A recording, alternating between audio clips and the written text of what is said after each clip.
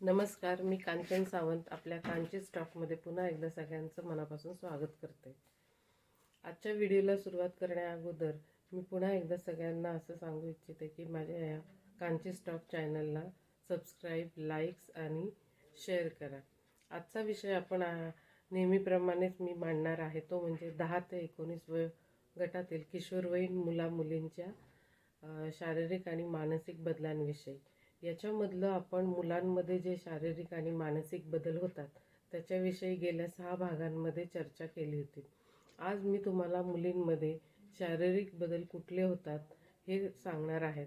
मुलांप्रमाणेच काही बदल हे सेम आहेत, सारखे आहेत, जे मुलींच्यात होतात. उदाहरणार्थ मुलींच्या काखेत केस येतात, लघवीच्या जागेवर केस येतात, स्तनांचा आकार वाढतो, त्याच्यानंतर शरीराला गोलाई यायला लागतात, हार्मोनल चेंजेस व्हायला लागतात शरीरामध्ये, शरीरात स्त्रीबीज तयार होत असतं, त्याच्यानंतर चेहऱ्यावरती पिंपल्स येतात, त्याच्यानंतर वजन वाढतं, उंची वाढते. तर हे सगळे शारीरिक बदल 10 ते 19 वयोगटात येणाऱ्या सर्व मुलींच्यात होत असतात. मग हे बदल होताना त्याची सर्वात मोठा बदल म्हणजे या मुलींना मासिक पाळी सुरू होते. आता आपण या भागांमध्ये जास्ती करून मासिक पाळीविषयी माहिती घेणार आहोत. कारण कसं होतं की जेव्हा मुलगी 10व्या वर्षी जाते, 10व्या वर्षात जाते, तर 10-12 वर्षाच्या नंतर मासिक पाळीला सुरुवात होते. मग मुली घाबरतात. काय काय वेळेस आता अलीकडे याविषयी खूप जागृती मुलींच्यात, पालकांच्यात होत आहे आणि त्याच्यानुसार मुलींना थोडेफार मोकळेपणा येत आहे आणि त्याच्यामुळे ह्या मासिक पाळी आल्यावरती त्या दिवसांमध्ये कोणती काळजी घ्यायची, आपली हेल्थ कशी व्यवस्थित ठेवायची, स्वच्छता कशी ठेवायची ह्या दिवसांमध्ये, हे सगळं शिक्षण आता कुटुंबामधनं आईकडून मुलीला दिलं जात असल्यामुळे ह्याच्यातलं थोडंसं गांभीर्य मुलींना समजायला लागलेलं आहे. तर सर्वात प्रथम मी असं म्हणते की 10 ते 19 हा जो वयोगट आहे, ह्या वयोगटात मुलगी गेल्यावरती तिला मासिक पाळी सुरू होते. याच्यामधली असं मुलींना भीती वाटत असते, जर आपण त्या मुलींच्या मनाचा एक बेस तयार केला नाही, ह्या विषयाच्या संदर्भात आपण प्लॅटफॉर्म म्हणतो की पूर्वतयारी जर त्यांच्या मनाची केली नाही तर मुली स्वतःला दोषी समजायला लागतात किंवा आपल्यात काहीतरी कमतरता आहे किंवा माझ्याच बाबतीत असं का घडतंय. तर हे सगळे त्यांचे प्रश्न निर्माण व्हायला लागतात आणि त्या प्रश्नांना जर योग्य मार्गदर्शन किंवा योग्य वाट मिळाली नाही तर त्या मुलींच्या मनात मासिक पाळीविषयी घृणा निर्माण होते. तर हे सगळे प्रकार टाळण्यासाठी मासिक पाळीविषयी मी तुम्हाला आज माहिती देणार आहे. तर सर्वात प्रथम मी ह्या वयोगटातल्या मुलींना असं म्हणते की उदाहरणार्थ एक उदाहरण देऊन सुरुवात करते की एक 13 वर्षाची मुलगी होती आणि ती खेळता खेळता तिच्या स्कर्टला लाल डाग पडला. तर तिला सगळेजण चिडवायला लागले, तुझ्या स्कर्टला लाल डाग पडला, लाल डाग पडला. तिला काही समजेना. ते घरात येऊन तिने आईला दाखवलं की हे काय झालंय. तेव्हा मग आईला जरा आईने ते बघितल्यावर ते आईला समजलं की नाही, हिला आता मासिक पाळी सुरू झालेली आहे म्हणून. मग तिने व्यवस्थित कशी काळजी घ्यायची हे त्या मुलीला सांगितलं. जर त्या आईने त्या मुलीला व्यवस्थित मार्गदर्शन केलं नसतं तर त्या मुलीची फजिती झाली असती. पण माझ्याकडे ज्या काही केसेस आलेल्या आहेत त्या मुली खूप घाबरलेल्या असतात. त्यांना हे मासिक पाळी येणं हे अक्षरशः म्हणजे असं वाटतं की येऊच नाही किंवा न येण्यासाठी काय उपाय करायचे. त्यांना काही मुली असे उपाय करतात की त्यांना ह्या सगळ्या गोष्टीची फार काय म्हणतात त्याला घृणा वाटत असते आणि त्याच्यासाठी मग ते काही करायला तयार असतात. तर मी मुलींना असं म्हणते, मासिक पाळी येणं याचा अर्थ म्हणजे आपल्या निसर्गाने आपल्याला स्त्रीत्व बहाल केलेलं आहे. आपल्या शरीरामध्ये अशी एक व्यवस्था केलेली आहे की त्या मुलीला बाळ जन्माला घालण्याची जबाबदारी त्या मुलीवर निसर्गाने टाकलेली आहे. मग याची सुरुवात कशी होते तर मासिक पाळीद्वारे होते. म्हणजे काय, तर मी तुम्हाला मागच्या या व्हिडिओमध्ये ह्याविषयी थोडंसं माहिती सांगितली होती की जेव्हा आपण आईच्या पोटामध्ये असतो तेव्हा आपल्याला आईकडनं सगळे अवयव मिळालेले असतात.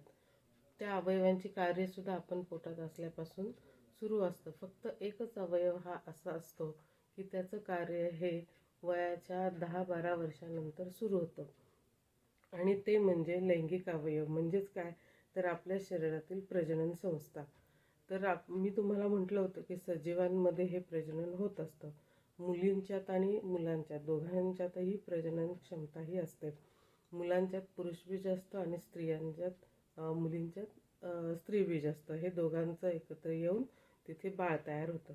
मग त्याची पूर्वतयारी म्हणून निसर्गाने मासिक पाळी सुरू केलेली आहे. ज्या मुलीला मासिक पाळी येते ती मुलाला जन्म देण्यास तिचं शरीर सक्षम झालेलं आहे असा त्याचा अर्थ होतो.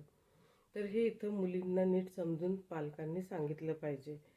जर एखाद्या वेळेस तिथे पालक नसतील, आता माझ्याकडे काही काही वेळेस अशी उदाहरणं होती की त्या मुलीला लहानपणीच आई वारलेली आहे किंवा कोणी समजवायला नाही, आणि ह्यानं त्या कारणाने त्या मुली आल्या तर मी त्यांच्याशी ह्या गोष्टींवरती बोलायचे आणि त्यांच्या मनातले संभ्रम सगळे हे मी दूर करण्याचा प्रयत्न करायचे. तर अशा मुलींसाठी सुद्धा हा व्हिडिओ फार उपयुक्त आहे. सगळ्याच मुलींसाठी हा व्हिडिओ उपयुक्त आहे. तर त्यांनी असं इथे समजून घ्यायला पाहिजे की जेव्हा आपल्याला मासिक पाळी येईल त्यावेळेस काय घाबरू नये. पण त्या मुलीसारखी जर आपली फजिती करून घ्यायची नसेल तर 10-12 वर्षानंतर मी इथे पालकांना म्हणजे विशेषतः आईला इथे सांगते की तिने आपल्या मुलीच्या दप्तरामध्ये एक छोटंसं नॅपकिन जे कॉटनच्या टाईपचं असेल तर ते नॅपकिन किंवा एखादं सॅनिटरी पॅड, म्हणजे साधारण 10-12 वर्षाचं असताना मासिक पाळी सुरू होते, तर त्या दृष्टिकोनातनं एखादा कपडा जर ठेवला कायमस्वरूपी तर तिची अशी फजिती होणार नाही. मग जेव्हा केव्हा मासिक पाळी येईल तेव्हा ते कपडा कसा वापरायचा हे जर तिला तिच्या आईने सांगितलेलं असेल तर मग तिची पंचायत होणार नाही किंवा तिची फजिती होणार नाही. आता ही गोष्ट अशी आहे की जरी आपण एक क्रायटेरिया ठरवला की 10-11 वर्षानंतर साधारणपणे मुलींना मासिक पाळी येते, तर त्या दृष्टिकोनातनं मुलींनी काय काळजी घ्यायला पाहिजे की असं हे गणित नाही आहे की नाही आता ही ठराविक मुलगी आहे की तिला साधारणपणे 14व्या वर्षी बरोबर डिसेंबर महिन्यात 8 तारखेला पाळी येईल, असं काय ते परफेक्ट गणित नसतं. म्हणून टेंटेटिव्हली असं आहे की 10 ते साधारणपणे 15-16 जास्तीत जास्त 17 वर्षापर्यंत मासिक पाळी ही कधीही येऊ शकते. जर 17 वर्षापर्यंत मासिक पाळी आली नाही तर आईने तिची चेकअप हे एका चांगल्या स्त्रीरोग तज्ज्ञांकडनं तिचं त्या अवयवाची म्हणजे गर्भाशयाचं चेकअप करून घ्यावं. मी इथे पालकांना एक सल्ला देऊ इच्छिते. दुसरी गोष्ट म्हणजे अशी आहे की जेव्हा मुलींना मासिक पाळी येते तेव्हा त्याची स्वच्छता कशी ठेवायची, त्याची जपणूक कशी करायची. पहिली गोष्ट म्हणजे आपल्याला पाळी येते ही गोष्ट त्या मुलींनी मनाने ॲक्सेप्ट केली पाहिजे. त्याविषयी अशी चिडचिडेपणा त्यांच्या मनात येतो, कारण कसं 4-5 दिवस लघवीच्या जागेतनं ब्लिडिंग होत असतं आणि ते त्यांना नको असतं, कारण 10-12 वर्षापर्यंत असं काही त्यांच्या शरीरात घडलेलं नसतं आणि एकदम अशा गोष्टीला सामोरं जायला लागलं तर त्यांच्या मनात नको ते प्रश्न निर्माण होतात, नको ते विचार येतात आणि त्याच्यावरनं ह्या गोष्टींविषयी निगेटिव्हिटी त्यांच्या मनात तयार होत असते. तर ही निगेटिव्हिटी घालवून त्यांच्या मनामध्ये किंवा त्यांच्या डोक्यामध्ये ह्या मासिक पाळीविषयी पॉझिटिव्हिटी कशी आणता येईल ह्याच्यासाठी हा व्हिडिओ फार उपयुक्त आहे. आणि याच्यामध्ये पालकांची भूमिका फार महत्त्वाची आहे. विशेषतः आईने तिला 10-11व्या वर्षी वेगवेगळ्या उदाहरणं देऊन हे सांगितलं पाहिजे. आता माझ्याकडे काही वेळेस असं झालेलं आहे की 8-9 वर्षाच्या 1-2 मुलींना पिरियड्स आलेले आहेत. मग त्या आई घाबरते की साधारणपणे आपला काळ बघितला तर 14-15 वर्षापर्यंत मासिक पाळी येत होती, पण अलीकडे काही जे हार्मोनस चेंजेस लवकर व्हायला लागलेले आहेत, पुन्हा मुलींच्यात खाण्याचे पद्धती वेगळ्या आहेत, राहणीमानात फरक पडलेला आहे, सगळ्याच गोष्टीमध्ये बदल झालेला आहे आणि या सगळ्याचा परिणाम म्हणजे हे पिरियड्सचं वय आता खाली आलेलं आहे. तर साधारणपणे 10 वर्षापासून हे येतात. मग एखाद्या मुलीला 10व्या वर्षी येईल, कोणाला 12व्या वर्षी येईल, कोणाला 13व्या, कोणाला 15व्या, पण 17व्या वर्षात ऑलमोस्ट मुलींना हे पिरियड्स येतात. तर हे मुलींनी सुद्धा इथे व्यवस्थित लक्षात ठेवलं पाहिजे. आणखीन एक गोष्ट म्हणजे जेव्हा आपल्याला पिरियड्स येईल तेव्हा आपल्याकडे सॅनिटरी नॅपकिन हे हवंच. आणि त्याच्यामुळे काय होईल, आपल्याला काय म्हणतात, फजिती आपली होणार नाही. हे मी तुम्हाला पहिलं सांगितलेलंच आहे. जर तुम्ही शाळेत असाल, म्हणजे पहिली पाळीची वेळ याबद्दल मी सांगते. जर तुम्ही शाळेत असाल आणि अचानक तुम्हाला ब्लिडिंग व्हायला लागलं तर तुम्ही तुमच्या शिक्षकांना सांगा. कारण काय होतं की नुसती मुलींची शाळा असेल तर तिथे काही प्रश्न येत नाही, पण जेव्हा को एज्युकेशनचा प्रश्न असतो, म्हणजे मुलामुलींची एकत्र शाळा असते, तेव्हा या गोष्टी फार संकोचित दृष्टीने बघितल्या जातात. कसं सांगावं शिक्षकांना, काय करावं, आणि मग मैत्रिणींमध्ये बोलल्या जातात. त्यांच्याकडनं व्यवस्थित गायडन्स मिळाला नाही तर पुन्हा आणि वेगळं त्यांना मार्गदर्शन चुकीचं मिळण्याची इथे शक्यता असते आणि ही निगेटिव्हिटी वाढण्याची शक्यता असते. म्हणून मी मुलींना असं म्हणते की एक छोटासा नॅपकिन, कॉटनचा रुमाल असतो, तो नेहमी जवळ ठेवावा आणि तो हात पुसण्यासाठी वापरायचा नाही. तोंड पुसण्याचा, हात पुसायचा रुमाल हा वेगळा ठेवायचा आणि हा रुमाल वेगळा ठेवायचा. आठवड्यातनं एकदा दोन्ही तो रुमाल धुवायला टाकायचा. हात पुसायचा रुमाल आपण रोजच धुवायला टाकतो. तर ह्या छोट्या छोट्या गोष्टी मुलींनी इथे लक्षात ठेवल्या पाहिजेत. आता मी तुम्हाला म्हणते की हे मासिक पाळीचं रक्त कुठून येतं, कसं येतं.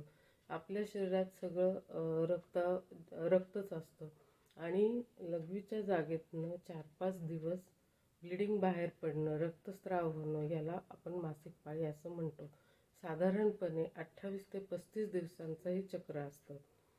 तर उदाहरणार्थ मी असं म्हटलं की नाही, ह्या वय वर्ष 14, म्हणजे इयत्ता 9वीच्या ह्या 10 मुली आहेत आणि ह्या 10 मुलींमध्ये 5 मुलींना पिरियड्स आलेले आहेत आणि 5 मुलींना पिरियड्स आलेले नाहीत. मग याचा अर्थ असा आहे की त्यांच्यात काही कमतरता आहे का की ज्या मुलींना पिरियड्स आलेले नाहीत? तसं नाही. त्यांना पुढच्या वर्षी येतील, त्याच्या पुढच्या वर्षी येतील, पण 17व्या वर्षापर्यंत त्या मुलींना हमखास पिरियड येईल. आणि हे पिरियड्स येण्याचं काम कुठल्या अवयवामार्फत होतं तर आपल्या शरीरामध्ये पोटाच्या खाली एक ओटीपोट म्हणजे गर्भाशय असतं. गर्भ म्हणजे काय, बाळ, आणि आशय म्हणजे काय, घर. जिथे बाळ ठेवलं जातं त्याला गर्भाशय म्हणतात आणि ह्या गर्भाशयातनं बाळ बाहेर पडत असतं. मग त्याची पूर्वतयारी म्हणून आपल्या मुलींना मासिक पाळी दर महिन्याला येते आणि 4-5 दिवस रक्तस्राव होतो. आजच्या व्हिडिओमध्ये आपण मुलींच्यात, किशोरवयीन मुलींच्यात शारीरिक बदल कोणते होतात ते पाहिलं आणि त्याच्यामध्ये मासिक पाळीविषयी जास्त सविस्तर आणि स्पष्ट चर्चा केली. तर मला असं वाटतं साहजिकच हा व्हिडिओ तुम्हाला आवडला असेल, आणि आवडला असेल तर तुम्ही या माझ्या व्हिडिओला सबस्क्राईब आणि लाईक करा, शेअर करा. धन्यवाद.